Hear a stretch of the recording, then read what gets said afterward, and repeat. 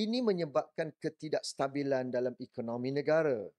Banyak foreign diplomats, pelabur yang datang berjumpa saya ketika itu, dia kata, Azmin, please stop this.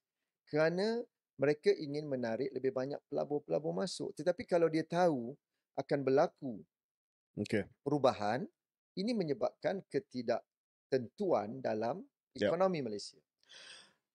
Saya nak pergi kepada satu lagi peristiwa pada waktu itu dan kita fast forward lah sebab kita nak kaitkan dengan PRN kali ini. Tetapi selepas Tan Sri Mahyudin dilantik sebagai Perdana Menteri oleh Sri Paduka Baginda Yang Tuan Agong, waktu pembentukan Jemaah Menteri itu, saya nak jelaskan dan put on the record. Ini berkenaan dengan Presiden Saudara Syaril lah. Sebab saya bukan lagi ahli UMNO, dia masih lagi ahli UMNO, iaitu Datuk Seri Ahmad Zahid Hamidi.